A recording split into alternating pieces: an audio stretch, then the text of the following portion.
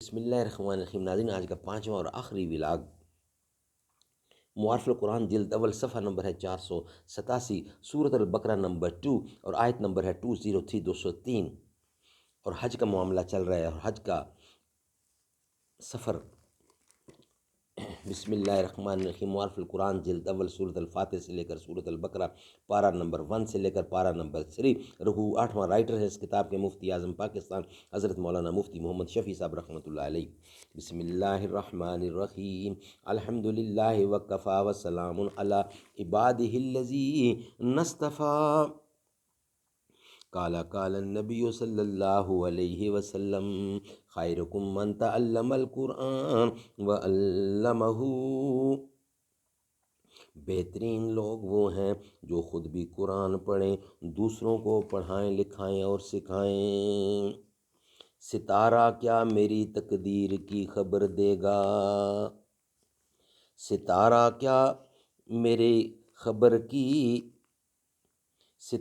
کیا میری تقدیر کی خبر دے گا؟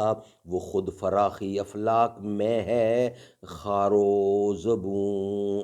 زمانہ عقل کو سمجھا ہوا ہے مشعل راہ، کسے خبر کہ جنوں بھی ہے صاحب ادراک۔ خودی وہ بحر ہے جس کا کوئی کنارہ نہیں، تو آب جو اسے سمجھا اگر تو چارہ نہیں۔ الغرض اس آیت سے، جو آیت ہم اوپر پڑھ چکے ہیں، لیس علیکم جناح ان تبتغوا فضلا من ربکم، اس وقت آپ نے اس شخص کو بلوایا اور فرمایا کہ ہاں تمہارا حج صحیح ہے، یعنی حج کے دوران کمانا، محنت کرنا، مزدوری کرنا جائز ہے، یہ بیان کیا گیا۔ اگر کوئی شخص دوران حج میں کوئی بی و شراء یا مزدوری کرے جس سے کچھ نفع ہو جائے تو اس میں کوئی گناہ نہیں۔ ہاں، کفار عرب نے جو حج کو تجارت کی منڈی اور نمائش گاہ بنا لیا تھا، اس کی اصلاح قرآن کے 2 لفظوں سے کر دی گئی۔ اب ایک تو یہ کہ جو کچھ کمائیں اس کو اللہ تعالیٰ کا فضل اور عطا سمجھ کر حاصل کریں، شکر گزار ہوں، میں سرمایہ سمیٹنا مقصد نہ ہو۔ فضلم من ربکم میں اس کی طرف اشارہ ہے۔ دوسرے لیس علیکم جناح کے لفظ نے یہ بتلا دیا کہ اس کمائی میں تم پر کوئی گناہ نہیں، جس میں ایک اشارہ اس طرف ہے کہ اگر اس سے بھی اجتناب کیا جائے تو بہتر ہے، کیونکہ اخلاص کامل میں فرق آتا ہے، اور حقیقت مسئلہ کی یہ ہے کہ اس کا مدار، اس کامدار اصل نیت پر ہے، اس کا دار و مدار نیت پر ہے۔ اگر کسی شخص کی نیت اصل میں دنوی نفع، تجارت یا مزدوری ہے، اور ضمنی طور پر حج کا بھی قصد کر لی ہے، یا نفع تجارت اور قصد حج دونوں مساوی صورت میں ہیں، تب تو یہ اخلاص کے خلاف ہے۔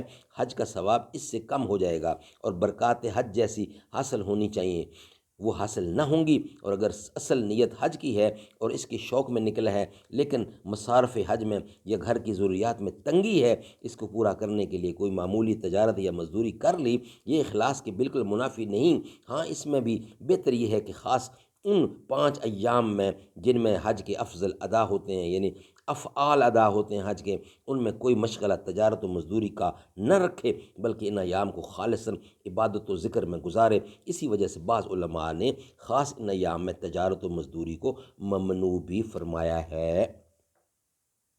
ناظرین، آج کے 5 ولاگ ہمارے کمپلیٹ ہوئے۔ انشاءاللہ نیکسٹ ولاگ ہمارا ہوگا کہ عرفات میں وقوع اور اس کے بعد مزدلفہ کا وقوع، وہ انشاءاللہ کل نیکسٹ ولاگ یعنی پہلے ولاگ میں آئے گا۔ آج کے ہمارے 5 ولاگ الحمدللہ کمپلیٹ ہوئے۔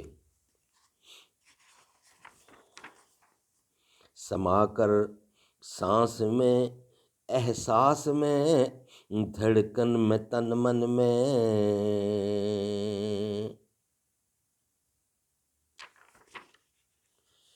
نبی کی نعت قلب و جاں سے بس 8 پہر نکلے۔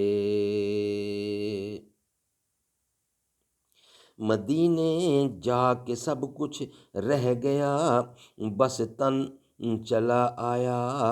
بہت ہوشیار یہ زینو، دل و جانو جگر نکلے۔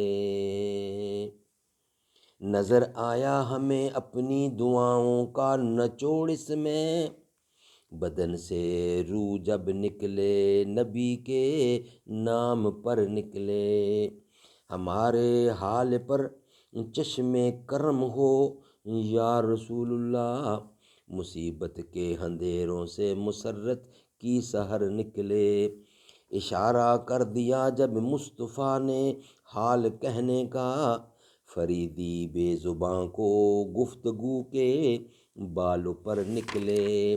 در اقدس سے رحمت بانٹتے خیر البشر نکلے، تو لینے بھیک دامن کھول کر شمس و قمر نکلے۔